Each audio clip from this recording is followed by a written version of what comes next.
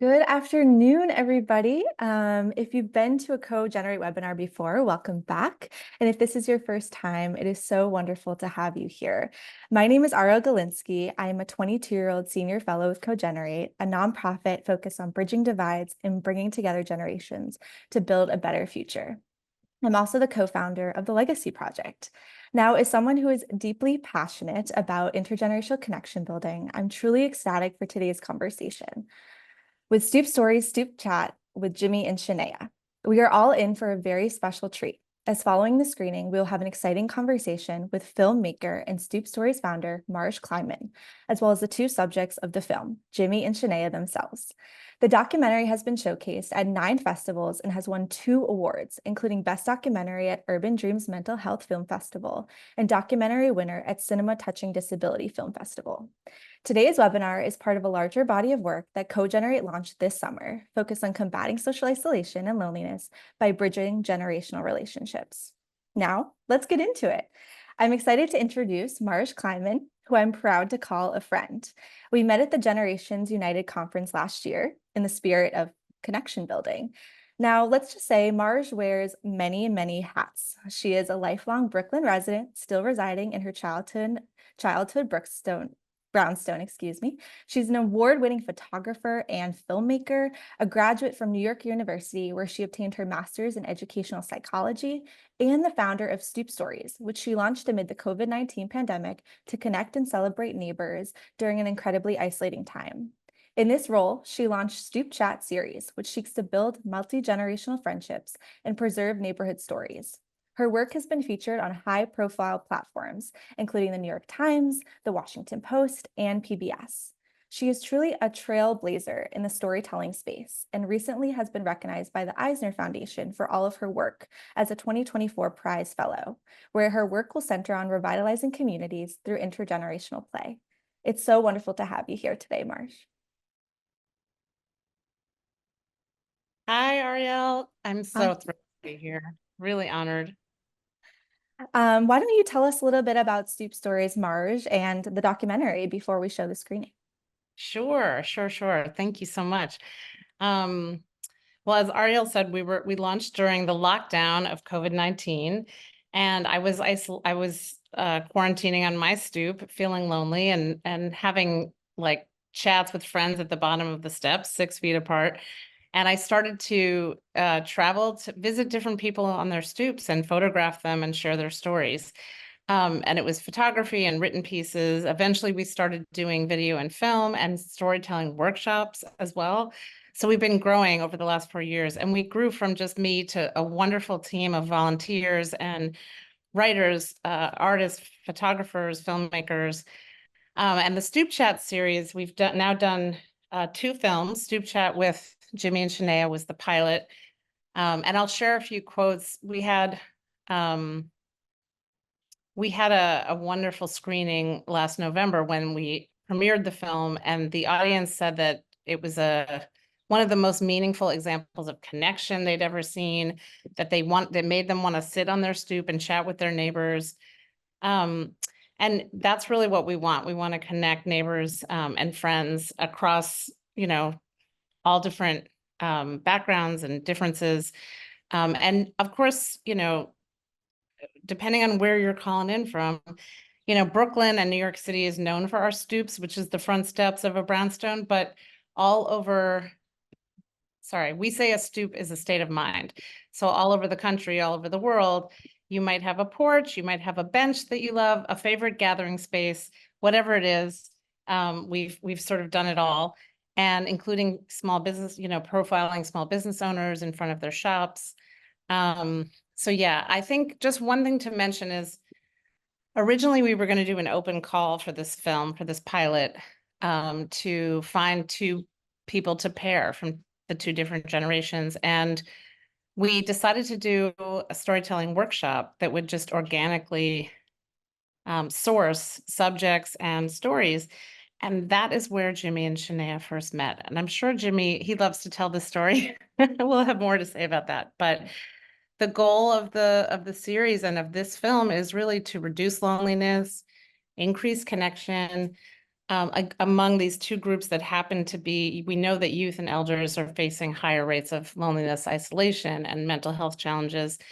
And we wanted to try to see what we could do to change that. So we want people to stop and chat with their neighbors more, and to feel like they belong more, and feel less alone in the world. We all need that, right? We all need that.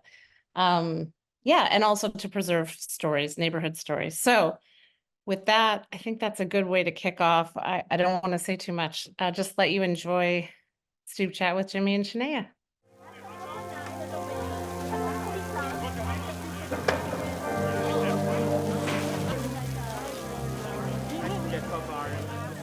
Stoop culture is not as much as it used to be. I don't know who now comes out, hangs out, and sits on stoops. Strangers may sit on your stoop coming way home. Is it a lost thing? Nobody plays stoop ball. I'll tell you that. Very true. You've been on the stoop for a really long time, since 1997. That's when I was born. You're going to be amazed. This is the longest I've sat on this stoop in my life, in this stoop.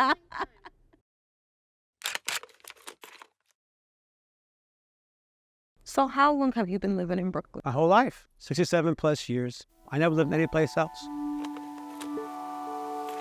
Yeah, I grew up in Cobble Hill in a family, right, of a grandmother, father, mother, brother and sister, and upstairs I had uncles and aunts and my cousins, right? And the neighborhood was mostly, I would say, middle class that time, you know, Italian, Puerto Rican, Irish.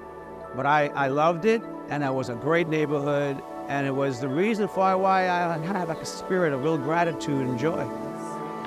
So decorating the house outside was a big deal for his family. Yeah. So his mom, this is all handmade stuff. It's very Italian, right? Italian family have to do everything all together, all at once. Our engagement. So it's a story, man. It's a Brooklyn story. It's an American story. This is me as a baby.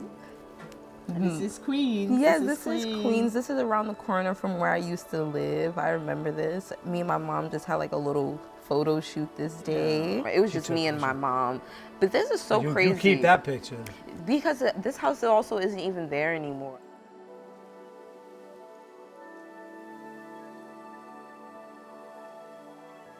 Seeing high-rise buildings on Jamaica Avenue is a bit perplexing. Small neighborhood places kind of are vanishing. Mom and pop shops are disappearing.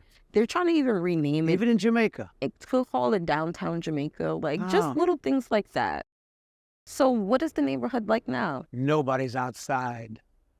When I grew up, every stoop had somebody on it playing in the street, like a stoop ball, fist ball, box ball. Yeah. The ball's in the name, you played it. But other games too, like Ringo Livio, hot beans and butter.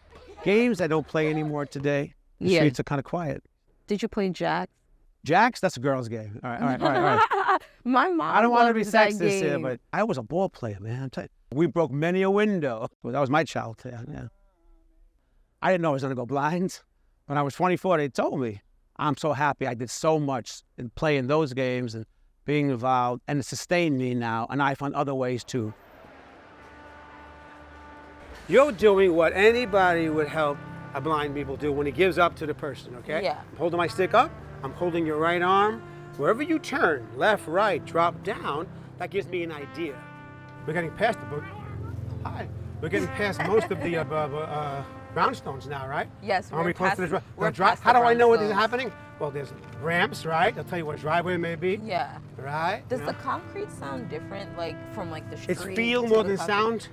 When I put my stick over the edge, Yeah. it's hitting, right? So you Yeah. can tell gradation, slipperiness, corners have drop-offs. Right. The palm is just telling me stories, right? Yeah. The ground. This is the place where the bodega used to be. Nice. I would say at least 10, 12 years ago, that bodega's been gone. What does it look like to you? I know what it feels like to me. Yeah. I've been there a few times to buy stuff. So this restaurant is very modern, very new age. It has this real nice blue, green, floral kind of wallpaper. Back in the day, it was a tight, small little bodega. I never went down the aisles. Yeah. The man behind Mr. Juan, he would go get the food for me. But he was a wonderful man, went to our church. Still see him now and then passing by in the It was a neighborhood. family-run business. Family, I knew his wife, I knew his children. I was the confirmation man for his son. That is a story about gentrification right there in a nutshell. Right. And inspired me to write a poem. There used to be a bodega on the corner of my block, just minutes from a supermarket line with endless stock. But the last time Mr. Juan clasped his weathered storefront lock, the neighborhood was something good to the ticking of the clock. For 17 enduring years, you knew he would be there. A loaf of bread, some milk to paper, a laugh, a smile so near. Come up short, no problem. Next time you can pay. But let me know my next time, because tomorrow is today. Beautiful. Thank you for sharing that with me. I love poetry, but didn't write poetry until I lose my sight. When you're blind, you have to create the world around you. It's metaphorical, but now everything I have to experience is through my imagination. Can you tell me what you noticed and what you experienced when you first started going blind? I was about 24 years old, and I'm starting to notice night blindness, all right? And then peripheral vision. They mapped my retina, they sat me down. They said, Jimmy, you're gonna lose your sight. You have an uncurable, untreatable eye disease called retinitis pigmentosa, and it leads to blindness. Imagine having to tell somebody you're gonna lose your sight. I felt for that person. And progressively, year after year, I would see less and less. By 44, I was blind, legally blind. I'm a father, I raised my children started helping me get around. And then I kept on adapting. I said, okay, I'm gonna take this blindness and I'm gonna make a poem out of it or play music. Because I'm an optimist and my main thing in life is to share who I am. And if I gotta go through life not seeing anymore, I'll make you see the world through my inner light, all right? I like that. And I would say I'm a better person because I'm blind. Better. Yeah. When you're blind, you got to be in the moment. If I cross the streets without listening, I wouldn't make it. Once I get the stick, it's like Moses in the Red Sea. They come to help you. I meet Diane in 1980. It was about the same time I started to lose my vision. So many times I've used this line, she blinded me with her beauty. These are he took and developed himself. Wow. Yeah, so he could still take pictures for a long time. Tell me all the things that you do. They all go back to sharing who I am. So I worked at the post office 20 years, but by 2000, I pretty much lost my sight. My wife said, Jimmy, you're gonna go teach. If you wanna call me anything, I'm a teacher. The poetry, the music, all comes to me. I wanted to share what I know with other people. I like to know, in your 26 years of life, now the things you're interested in, the things you do. So I'm in school for film and psychology. I write narrative stories. I write poetry. I write music. I take photos. What do you write about in your poetry? I feel like I write about my existential dread in life. Wow. Okay, on that note, I'm not going to let that hang. You have to elaborate what that means. What that means to me?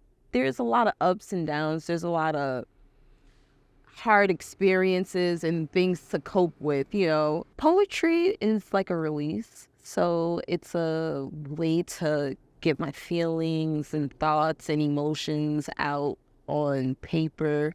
You said life is tough.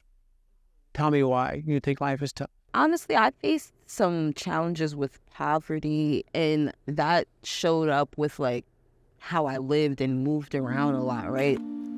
Like I didn't grow up in the same place for years and years, and I had to foster hyper independence. Growing up with a parent who battled mental health issues, and also how that like affects, you know, how you raise your children and just how you interact with them. That did lean into my interest in why I study psychology in the mental health field. Are you proud of yourself? I am. You should be. Thank you. Nobody goes through life without facing difficult. But you have a spirit that can be touched. Shanaya, I'd like to hear one of your poems, if you can share it. I'm sorry, I'm getting nervous. Window to the soul, do you see me eye to eye? Anguish on the shelf, do you notice walking by? Reaching to touch the souls, the ones that are way pure. Okay, I think I messed up. Nobody knows that but you, I think I messed up. But there's nothing unnatural about you being nervous about sharing a very deep poem. You know, when you're blind, you don't see people. So it's like, you could have 10 people here, you could have 2. See, if you close your eyes, it connects you to who you are right inside. You go right to those lyrics and you're going to hear them and feel them. We meditate, we kiss, we close our eyes. I think it brings you to another deeper place. Try that. Try that when you recite. So this poem is called Window to the Soul. So, window to the soul, do you see me eye to eye? Anguish on the shelf, do you notice walking by? Reaching to touch the souls, the ones that are made innocent. Hope and purity could cleanse the dirt your soul's been dishing. You're more than you've been given. Take it, leave it, or risk it. The more you try to chase it, it leaves you gone in the distance. Hold on to those who love you. They'll never leave you alone. The decisions you make, it's yours. They're only for you to own. And that's it. Beautiful. That's perfectly titled. This is what this is your soul. Did it help your eyes? Yeah, I liked it. Yeah. Yeah. Thank you.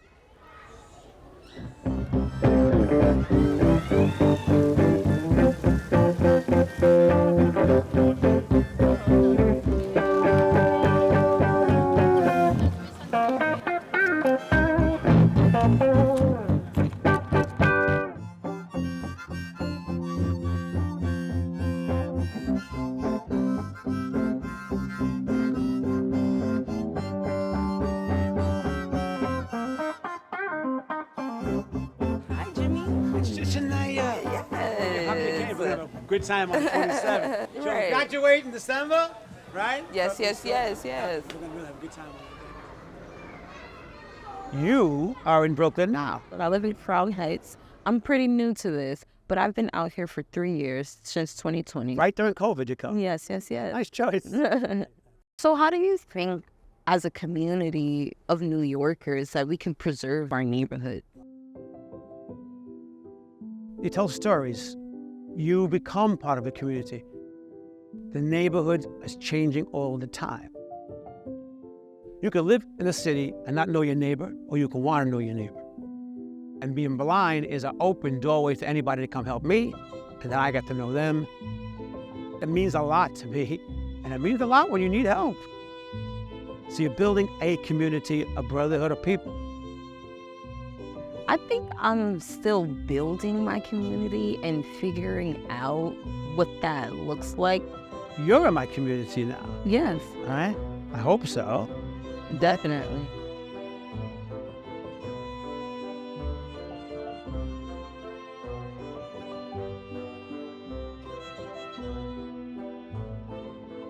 I have a little surprise for you. When we were walking, you said, "Jimmy, I don't have an harmonica." Now you do. I bought you a C harmonica. A harmonica? Yeah, that's a C. This is the C. That's why I chose C. Now, try it. Put it clean. It's okay. Make sure deep side to the left. And now high side. Yeah. Harmonica.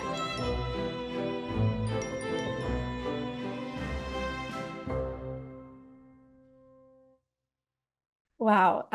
I've now watched this documentary a few times, and the rawness, the beauty, the vulnerability that is shown through Jimmy and Shanaya's relationship is just so powerful for the viewer. And I'm so excited to be here with you today, Marj and Jimmy and Shanaya. And a quick note for our audience as we go into this conversation piece, please make sure to add some questions to the Q&A because we will have a Q&A session at the end of this session. So Marj, let's start with you. I think there's significant beauty in both this film and just the existence of Stoop Stories in itself, that intergenerational relationships and connection building can really happen anywhere. As shown, all you need is just a few steps to sit on. Now, for the people listening on this call, whether they live in an urban environment like New York City or otherwise, What advice can you provide to individuals to foster more unlikely connections in their own communities? Thank you so much, Arielle. And I just want to say how much I love CoGenerate. The whole team and the community is just wonderful. I'm really grateful to be here. As you can see, I got emotional watching the end of the film, the whole film, because it's just, yeah, it's a really beautiful example of connection. And Jimmy and Shanaya are still friends. They hang out. I mean, that's just amazing that I hear from Jimmy every day. He sends me an audio poem every day. That's beautiful. I also hear from films we made a couple of years ago. I hear from the subjects of those, and I stay connected with them. And it's a community, which is really special. And I will say that, I was always that person who was too busy to stop and chat with my neighbors. I was always running everywhere. And I've learned to create space in my day to stop and have spontaneous moments with people, whoever they are, strangers, neighbors, friends. I've lived in this brownstone my whole life. So the fact that I still didn't know a lot of my neighbors was actually really sad. It's like invulnerable to admit that, right? But now I talk to Susan down the street, who's been there my whole life, who's now living alone with her cat and loves to chat on the stoop. I talked to Roger around the corner, who's also been there for like 40 years and feeds all the pigeons, and everyone in the neighborhood knew him except for me. And I was like, how am I making these stories? And I don't know my own neighbors, right? So it's intentional, right?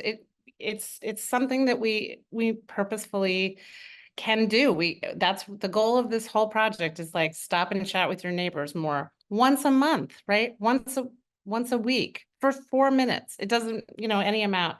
Also, I do this to pass on the legacy of my parents, who are both deceased. And my dad was like a huge stoop ball guy, and I'm showing a Spalding Jimmy. And for those who are visually impaired. And it's stoop ball, that dedication at the end to my dad. I mean, it's very meaningful. Every neighborhood elder we talk to talks about street games. I was going to save that for later. I'll talk more about that after. Sounds good. And thank you, Marj, for that wonderful advice. I think that could not be more true. The importance of taking the time out of your day, out of your week, out of your busy month, just to have a conversation with a stranger. I think whether it's on the New York City subway or elsewhere. So I really appreciate that. And now I want to bring on our two stars, Shanaya and Jimmy, the two participants of the documentary, into today's conversation. Shanaya and Jimmy are good friends, as Marj said, separated by a 40-year age difference, which is wonderful. So Jimmy, I'm going to start with you. There's often an image of intergenerational relationships as very unidirectional, with the idea that older generations bestow wisdom and insight onto the younger. Now, this documentary demonstrates that co-generational relationships are bidirectional, where both individuals have a lot to learn from one another. Can you share what you've learned from your friendship with Shanaya? Okay. First of all, how can you not fall in love with this lady, this young woman, right? The things that she's done, the beauty, her laugh alone is infectious. But Shanaya came over to me back in the intergenerational workshop. What I learned from her, I'm connected to a lot of young people, being that I was a teacher and musician. But what came across from her is her personality, her resilience, her spirit. We didn't get into the depths of her earlier childhood, but she collects albums. Imagine this vinyl. She's a throwback. Dave and I, my friend Dave, who's in the video, right? We've gone to her house to bring her albums. Poetry. People don't write poetry or read much poetry. She's a poet, a theater person.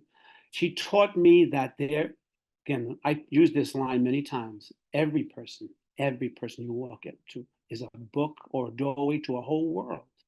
She shared that day to me. I was sitting waiting for some younger person to come over to me, and something made Shanaya Perkins walk over to me. There was no film being planned yet with Shanaya, right? So when Marj wanted to make a film, I said, that's the young lady you want to pick. She wanted me to pick some of the children I taught over the years in different places, right? But I said, no, we have a connection. You want to call it kindred spirits? So I learned there's another person who has a lot of the similar, well, not the same personality-wise, but she's just a wonderful person. I would call her my daughter. I said I fell in love with 3 people this year. There's one person you don't know about right now, the director with Marj of this film, Arielle Galinsky. When we had to make this film, a lot of things fell into place, all right? The fact that we met each other and why, remembered Marj's name. Marj is referring to a story how I met Marj. It was about 2 years before Eddie thought about a film. It was right outside on the stoop that we're talking about, that we call the Areaway. Dave Efros and I played music every day during the COVID, right? We met, and she happened to come up that block and meet me. She had an Instagram site. She interviewed us, took pictures of us, never saw her, but I remember her name. And then about a year later, I heard something was going on in a stoop nearby in another neighborhood, and Marj was part of it. And that began the ball rolling. 2 weeks later, Shanaya Perkins at that meeting. And this fell into place. In the film they made, what a love story, not about two people, about neighborhoods, gentrification, themes about family, life. My childhood house in that film, those pictures, right? It's a block. It's a wonderful block here in Park Slope. These are good people who do know their neighbors. But Shanaya has taught me, I'm a very optimistic person. I said it in the film, and I connect with almost everybody I see. Harder before I lost my sight. I was bumping into people. They were yelling at me. What's wrong with you? You going blind? I said, pretty soon. It's going to happen pretty soon. But the blindness has been a bridge, not holding me back.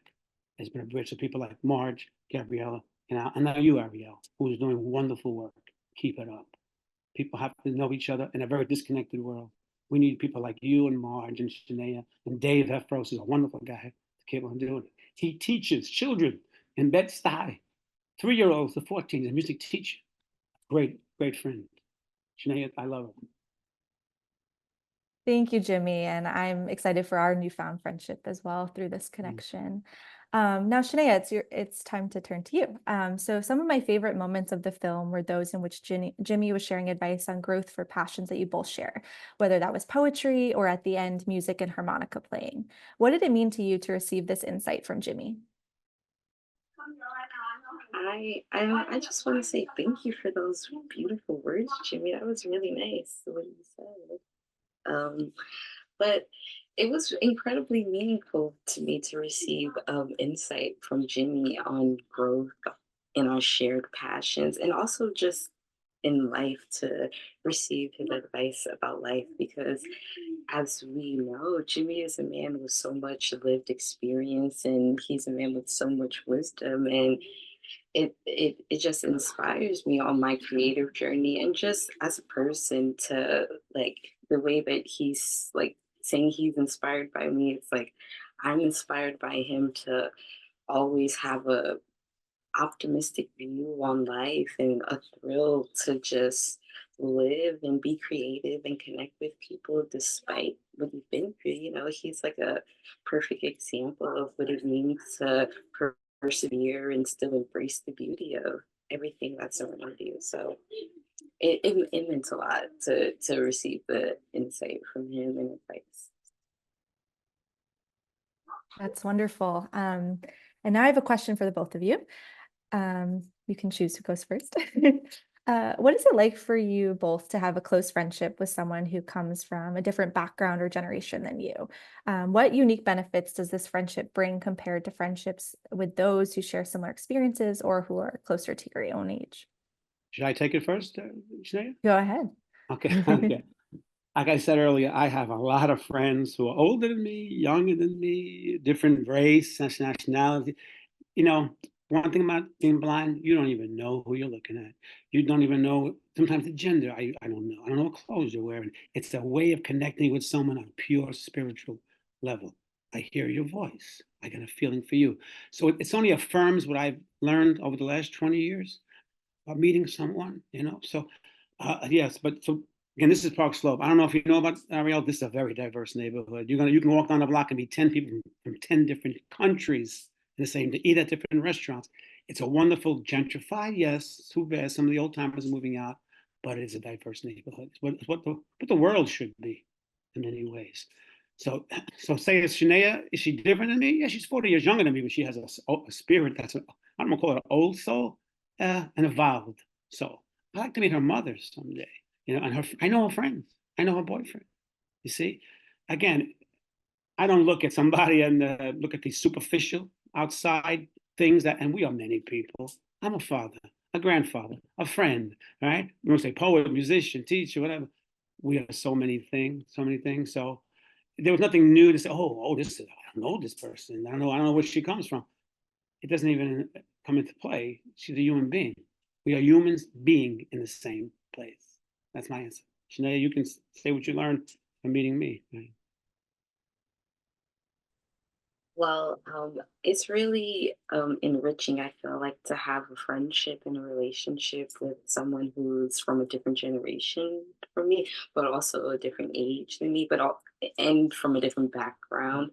Like, there's always something to learn, and there's nothing I enjoy more than learning something new. And I can always learn something new from Jimmy, and it's just like really interesting how I feel like he defies the odds of like I feel like what you would expect of a man like him or a person like him. He's like always making friends with all kinds of people. He's just like always letting me know and showing me like anything is possible. Like you don't have to limit yourself to anything. So I think that it's really awesome to have a friendship and relationship with someone like him.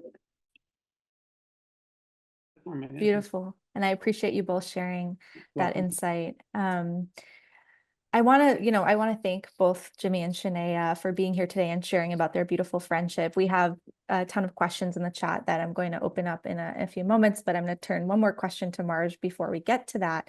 So this documentary, Stoop Chat with Jimmy and Shanaya, is just one of the many projects that Stoop Stories has been working on. Before we head to the open audience Q&A, can you share a bit on what other projects are in the pipeline, as what other initiatives are coming in the future? I think a lot of audience members today are excited about Stoop Stories now, and I want to make sure that they can stay involved. So please tell us. Thank you so much, Arielle, and Jimmy and Shanaya.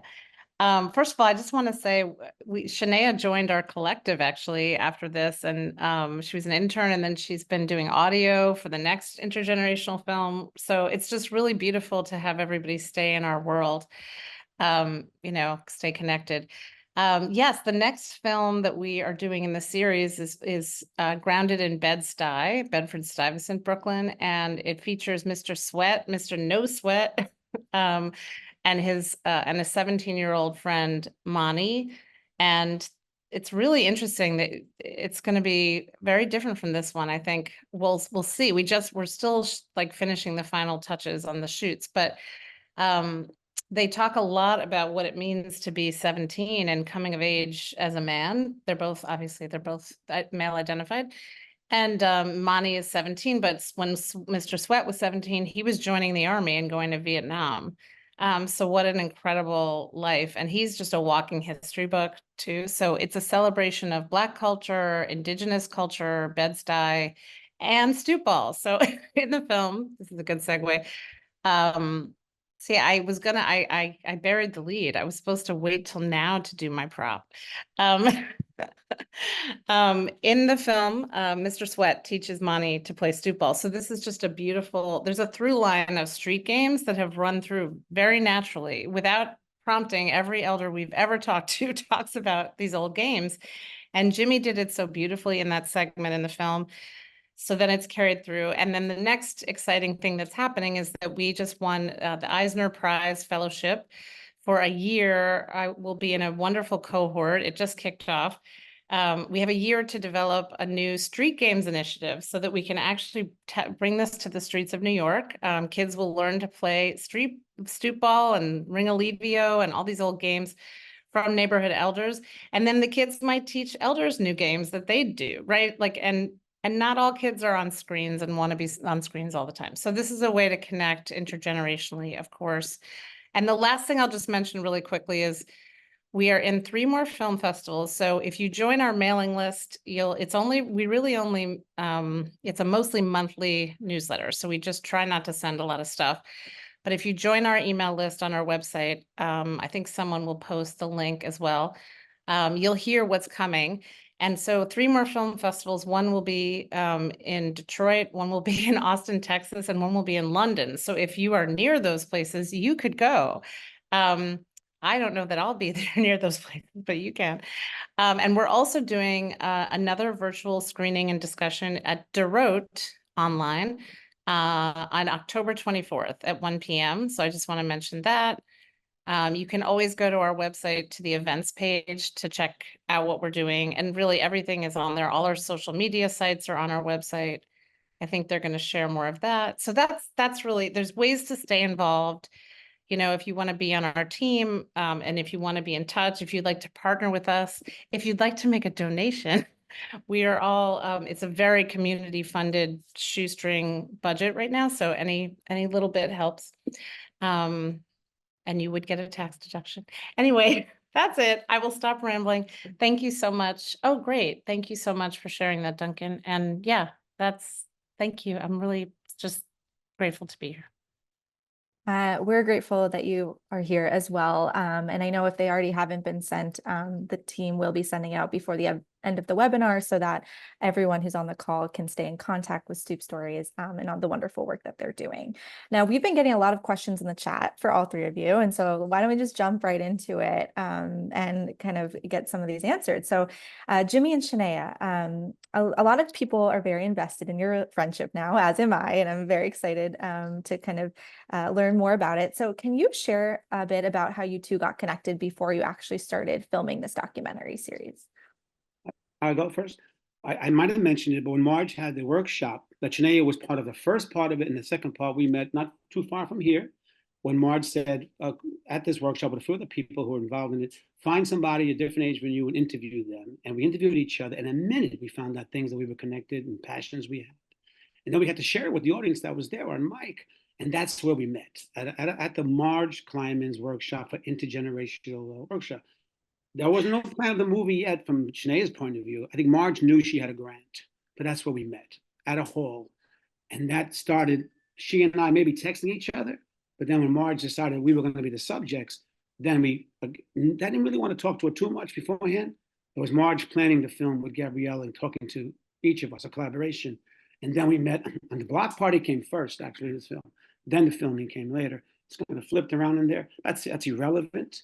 But then since then, well, friendship has taken off. She did send me a poem or two, I believe, Shanaya, and I do send a poem to everybody one poem a day, but that's it. We met at the workshop, yeah.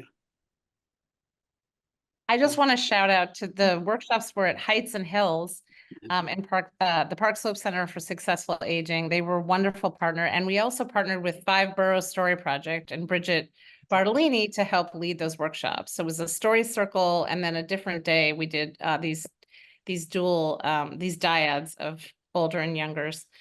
Yeah, Shanaya, you want to add anything to that? Yeah, we met at the Heights and Hills intergenerational workshop, and I chose Jimmy, as he said earlier. Like, I came up to him and I just thought he was interesting because I don't know, he asked a very interesting question. Like, there were like ideas of questions to ask, and he had something to do.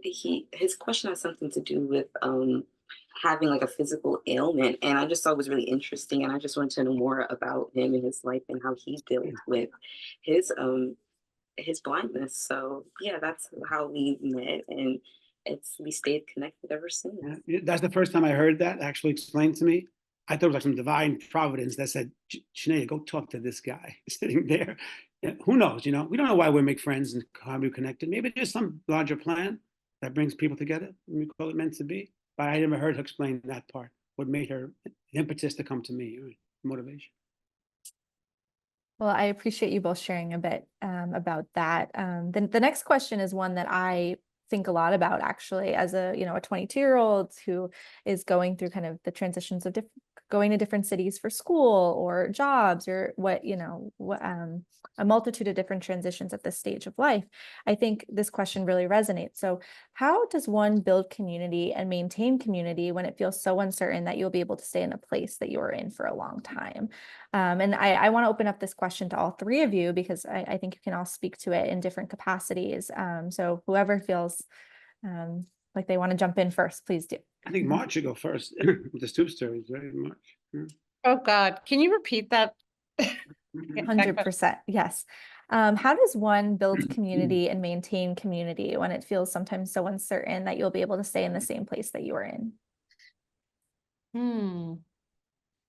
Yeah, we got into this discussion quite a bit. Thank you for that question. At the big screening and community event we had, and I think more than ever with social media and online life, connecting in some ways, but isolating in other ways, its community is more important than ever. I mean, looking for, we've been actually quite involved with the placemaking movement, which is just the idea of like the creation of spaces where we can gather, right? Public spaces. And it's really, really important. In some ways, urban settings actually have more of those than suburban or rural, but getting involved, whether it's through, you know, shared interests or a spiritual center, is really, really important. I think just to make sure that you're staying connected. DeRote has all kinds of has programs where youth call elders at home or they visit them at home. They have all kinds of webinars. CoGenerate has so many webinars. There's so many ways to get involved. Yeah, I hope that, I mean, I'll just say, as an only child and someone who doesn't like, I have a small family and I have like really good friends, but I need to, like, sometimes I isolate at home and I need to get myself out and connect with people. And then I always feel better. I can add to that. It pays Yes, to be please. an extrovert, which I am, right? But Marj, when I had to come home from working at a post office for 20 years, when I was losing my sight, and I had a television radio major, but I wanted to work in television, but I couldn't do it. So when I had to come home blind now, right, almost blind, right, and 44, I volunteered. I went to my son's junior high. I went to my Catholic church and taught. I went to the nearby projects in New York to teach children. You have to put yourself into places where you're going to meet people and be connected. I know 1,000 children in this neighborhood, right? By playing music with my friend Dave on the street, like we did. We made friends every day just playing outside, you know. So, but being blind is an advantage here. People come up to me and want to help me. And in 5 seconds, I can get to know them. I know people you don't even know about yet, but that's not part of this story. A theater person, a nun I write poetry for, all because I went up to them and broke the ice. And it led to so many things. I have so many stories. So, but the main thing, on to piggyback on what Marj said, you got to go to the places. Some people have a hard time doing that, but you got to get out there. I don't have a small family. I'm Italian. I had a lot of people in my house. I had aunts and cousins and all that. You got to fight to talk. So you have to connect. So again, I know Shanaya can add her part to that, but you got to put it out there and it comes back to you. It always has for me. It works for me. Well, I agree with what both Marj and Jimmy said. I feel like staying open is like the best thing that you can do, and just always kind of looking for open avenues and pathways. And there are many things that we can do virtually and online, and like the third spaces and places that people are mentioning in the comments. Like even going to the library, like I've been enjoying my little library card as of lately, and I don't know, it's just like you never know where you can meet someone and what can actually come from it. So just being open to anything being a small connection, and it's all worth it. Like somebody has something to say and it's worth listening to, like even if it's just for a minute. I really appreciate all those responses. And I think, you know, especially in this time of social media being a huge connecting tool, even if you're not physically in the same place as someone, being able to remain connected through those virtual means is really critical. So I appreciate all of that insight. You know, I'm curious, Jimmy, you just mentioned in the past response that you are an extrovert, and someone in the comments mentioned that you have a gift for connecting with people, which I could not agree with more. I'm curious if you or Shanaya, if you could speak to if you are more of an introvert, if this is not as, you know, if it doesn't come as easy, how can you become more willing to connect? And has this experience, this friendship potentially altered that in any way? I don't know if Shanaya would call herself an extrovert, honestly. I don't know what it is to be an introvert. So to tell, again, you have to go to the places. You know, as you said, social media is a connector. It's also a disconnector. It's a way to connect or put up a wall. You know, just send a text, not make a phone call. I make phone calls. I want to hear your voice. I send voice memos, my voice. And people in my own family, on a birthday, they send a text, happy birthday. I want you to hear my voice. So an introvert can probably use social media and put their voice out there, but I don't know if I'm capable of answering what an introvert would do, so I'm not one. So you got to go to the places, and is it a matter of being lacking self-confidence or insecurity. I don't know what makes us introverts and extroverts. Most of us are somewhere in the middle. You know, I think I'm more on the other side. So I don't know. I don't think I can really help you answer that question. Maybe Shanaya may be able to give you more on that. Shanaya, what are your thoughts? I feel like I'm definitely in the middle. Like I said, like I feel like my growing up, upbringing kind of fostered hyper independence. So there's aspects of me where I just like to handle things on my own, but there's also the aspect of me that really enjoys connecting and just being around people. Like I said, I love learning things, and you're only going to get that from being with others and in spaces with others.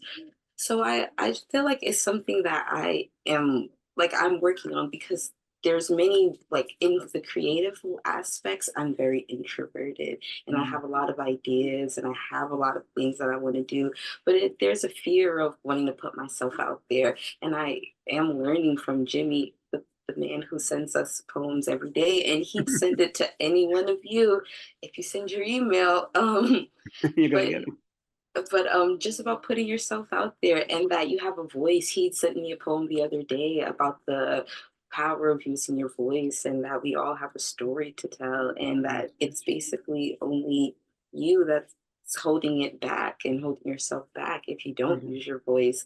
So I think, sometimes you have to put yourselves out there, and you gotta challenge yourselves and make yourself uncomfortable to make Yeah. those connections, if that is really what you're desiring or really what you want. Yeah, I like to respond to that. Very true. If you think you can't do something, you won't. But if you think you might, it's possible. Too many people are overcome by what they think is going to be. Meeting this person, I'm afraid. You got to break through that, and you'll be surprised. The person you might meet might be a life changer in your life. So for the introverts, overcome the fear. It's only another human being. What's the worst going to happen, right? So that's all I can say. Try, put it out there, and she, yeah, whatever. I know she doesn't want to perform too much, and probably got these big poetry slams. She can do it, but that's besides the point. Yeah, try, give it a shot. You'll live through it. You'll be okay, and it might change your life. That's a beautiful message from both of you, and I appreciate you sharing that with us. Marj, I'm gonna hop to a question for you, and this is more about the craft and the beauty of the film itself. There's there's many comments about how much people loved this film. And I think one aspect of it that's incredibly special is that you really mixed photography and the videography element really, really perfectly. So how did you get the two mediums to complement one another? And can you speak on the actual, production of the film itself? Yes, thank you so much for that question. And was that Steph? I think it was Steph Weiss. Well, first of all, the cinematographer for the film and editor, Gabriella Canal, who ended up being co-director, I couldn't be here today, but I really couldn't have imagined the look and feel of this film quite like this. The sensitivity, the tone being so vulnerable and sensitive and slower than what I usually do. I'm usually poppy and like, like colorful and rhythm. And by slowing it down, but then finding moments where it picks back up, that's sort of where we ended up using the photos to kind of jazz it up. I had this vision for a long time now, and I think it's going to be in development for a while, of some kind of very textured montage look that helps layer the look of the story through still photos, whether they're archival or modern, and to create movement and rhythm. But what I ultimately am envisioning is like also fabric and other like tchotchkes and things that you find in the person's life and home. I love texture and I love layering and collage. And so I could see this, it's going to be evolving, but all our films have this little signature of photos like at the beginning or somewhere in there. Like at the beginning, Jimmy and Shanaya's still portraits pop up. And then the archival, which we spent a lot of time on, was wonderful. I mean, looking through photos with Jimmy and Diane, his wife, boxes and boxes and albums of photos was just such a joy. And we're doing stock photo research for other pieces right now. You love texture too. Thank you. And I'll just say one more thing, not about the visual, but about the sound, especially for Jimmy, is that Gabriella famously spent, right, Jimmy spent so much time. Yeah, I'll say something. Yeah, please. Yeah, yeah. No, you Also, tell it. In the planning of this film, Gabriella and I had a conversation. Jimmy, how can I make a film for you? I want to make a film that you can appreciate. That's why everybody benefited from this. I listened to this film. There's no dead spots. The music, the sounds, it continues straight through. So it's a combination of that, making it for my sake. I'm never going to see it unless someone explains. I know some of these pictures. I took some of those pictures, So the sound scape of this film, without Gabriella wanting to make something for me that everybody else benefited. At the film festivals we've gone to, we had questions and answers. I said that to other filmmakers. We've gone to a number of film festivals where they had panel discussions. I said, think about that when you make your films. Not because I'm blind. No, very few people are going to watch this or blind. You have to pay more attention to sound, like Marj is saying, still shots. You can tell a story in so many ways. But Gabriella did it for me, and did it for everybody by making it a sound, a friendly work. Now, one more thing I'll say. You know how many hours they shot? I think it's 8 hours, Marj can tell you. 8 maybe hours of shooting inside and outside this house and during the block party, and they edited it down to 13 minutes. That was a magical work of art. I tell Gabrielle, you can cut the deficit if you can do that. And this is what they came out with. It's a beautiful work. And it could have been a different film. Marj can tell you, we had to cut things out of it. But what finally came across captured the essence of our relationship and what Brooklyn is like and what block parties are like. And so, yeah, it deserves to win awards. And here's a guy who never saw it telling you that. Right? And me, I cry almost every time I listen to it. Because it's my family, it's my life, my children, my mother and father on this film. Played us at my funeral. Because it tells the story of, in many ways, what I believe in. And you get Shanaya Perkins and Diane, too, who's downstairs right now, won't be on camera, but she did a wonderful job, my wife. I thank her for finding those pictures. Wow, that was beautiful. I have to say, I think a lot of the audience members loved the film and want to be able to watch it over and over again. So, Marj, can you tell us how can the audience watch this film again, and can this be shared with other communities who would also benefit from seeing this beautiful friendship?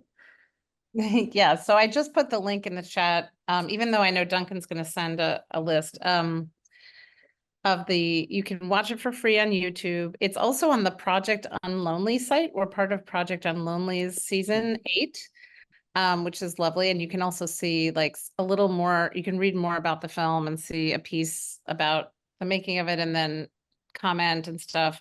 We really would love to hear any feedback you have, any at all. This was a pilot, so we did a survey afterwards and got those testimonials, but we also got, how did it make you feel? Did you feel more connected? Did you want to connect more with your neighbors after? And I think 84% of the people who went to the screening wanted to connect more with their neighbors. Jimmy, I remember asking Jimmy, did you feel more connected or did you feel less lonely after making the film? And he's like, I never felt lonely before. Oh, no, they don't affirm who I am. Yeah. Lucky guy. But yes. Someone also asked how long it took to make the film, and I don't know if you wanted me to touch on that or go into something else, Arielle. Up to you. Yeah, please. Sure.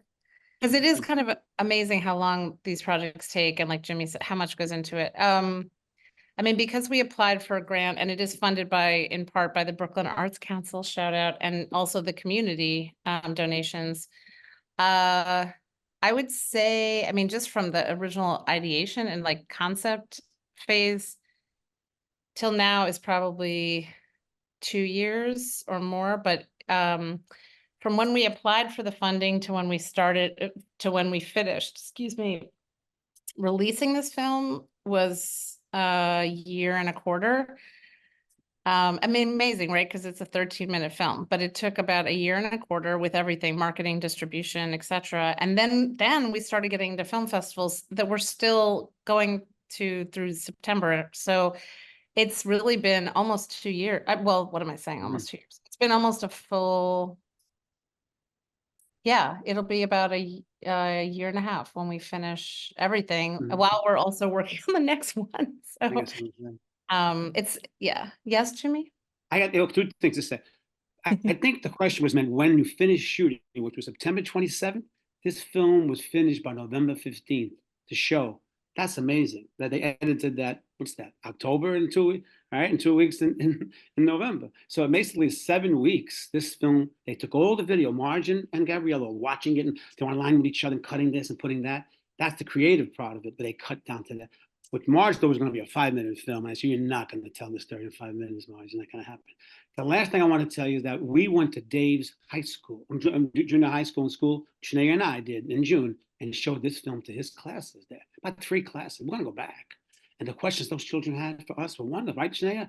Yeah. And how did you play harmonica when you can't see? How does you two guys? Yeah, that was really nice. Yeah. Who inspires you, Jimmy? These are children in Dave's school, PS3OA, right? In Bed-Stuy. So intergenerational? Yeah. This film is going to go back and show not just the Norwood isn't a senior citizens place. Norwood, this is a school of children here in Bed-Stuy from 3 to 14. So this film has life and purpose. Yeah. Wow. Well, thank you, Jimmy, Shanaya, and Marj. I'm sad to say we are at the end of today's conversation. Before we finish, I hope everyone on the call can fill out this one question poll that our team is going to put in the chat. After attending this session, are you inspired to include more older and younger people in your life? We really hope that you enjoyed today's conversation as much as I did. As I mentioned in the beginning of the call, today's screening and discussion is one part of a larger body of work that CoGenerate is hosting this summer, focused on combating social isolation and loneliness. We're excited to share that there will be a social isolation and loneliness community of practice, a free 5-week learning experience for any and all social impact innovators interested in adopting co-generational strategies to combating social isolation and loneliness, launching this October. If you are interested, we will be hosting an info session on August 15th at 1 p.m. Eastern, 10 a.m. Pacific, and applications for the program are due September 6th. I hope to see you all there. Now, another round of gratitude to Marj, Jimmy, and Shanaya, and all of you for joining us today. I hope you enjoyed today's conversation, and I look forward to seeing you all at the next event.